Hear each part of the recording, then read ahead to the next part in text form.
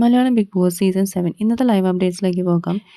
നൂറ ആദിലിൻ്റെ അടുത്ത് പറയുന്നുണ്ട്, വീക്കെൻഡ് ആകുമ്പോൾ ഞാൻ കുറച്ച് കാര്യങ്ങൾ അത് ബേബിയുടെ അടുത്ത് പറയാൻ ഉദ്ദേശിക്കുന്നുണ്ട്, അതൊക്കെ ശ്രദ്ധിക്കണം എന്ന് പറയുന്നുണ്ട്. അപ്പോൾ അതിൽ ചോദിക്കുന്നതിന് എന്താണ് ഇപ്പോൾ പറയുന്നൊക്കെ പറയുന്നുണ്ട്.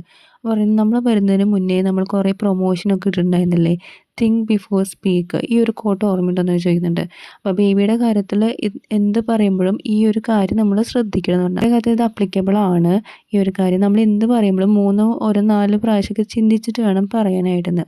പറഞ്ഞ് സോൾവ് ചെയ്യാൻ പറ്റുന്ന കാര്യങ്ങളൊക്കെ നമ്മൾ സോൾവ് ചെയ്യണം. ഇതൊക്കെയാണ് എനിക്ക് ഫസ്റ്റും മോസ്റ്റ് ആയിട്ടുള്ള പറയാനുള്ളതെന്ന് പറയുന്നുണ്ട്.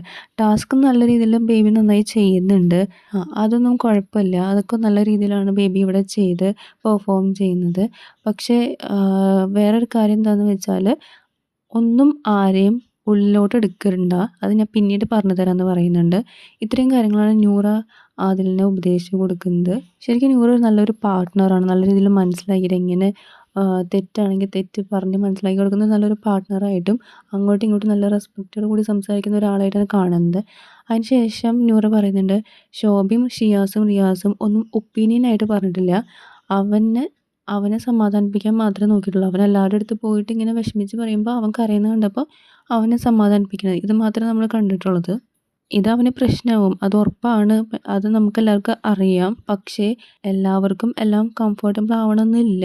എന്ന് വെച്ചാൽ ഷാനവാസിനെ പറ്റിയിട്ടാണ് പറയുന്നത്, അങ്ങനെ ഹഗ് ചെയ്യുന്നത് പിടിക്കുന്നത് എല്ലാവർക്കും അതേപോലെ അക്സെപ്റ്റ് ചെയ്യാൻ പറ്റണമെന്നില്ലല്ലോ. തെറ്റ് ചെയ്തതിന് ശേഷം കുറേ നേരം കഴിഞ്ഞിട്ടാണ് അവർ റിയലൈസ് ചെയ്യുന്നത് ഇങ്ങനെ ചെയ്ത് തെറ്റ്. പിന്നീട് ആലോചിക്കുമ്പോഴാണ് എല്ലാം മനസ്സിലാവുന്നത്. ഇപ്പോൾ എല്ലാവരും സിറ്റുവേഷൻ ഇങ്ങനെ തന്നെയാണ്. നമ്മൾ ചെയ്ത തെറ്റ് പിന്നീട് ആലോചിക്കുമ്പോഴാണ് നമുക്കതിലൊരു കുറ്റബോധം വിഷമമൊക്കെ തോന്നുന്നത്, ഇങ്ങനെ പറയണ്ടായിരുന്നൊക്കെ തോന്നുന്നത്. എന്തായാലും അതിലേക്ക് നൂർക്ക് നല്ല വിഷമമുണ്ട്, അതേപോലെ നല്ല ടെൻഷനുണ്ട്. ഇനി എന്തൊക്കെയാണ് വരാൻ പോകുന്നത്, ഞാൻ പുറത്താവുന്നൊക്കെ ഡൗട്ട് ഉണ്ട് എന്നൊക്കെ അതിൽ പറയുന്നുണ്ട്. കൂടുതൽ അപ്ഡേറ്റ്സുമായി വീണ്ടും വരാം.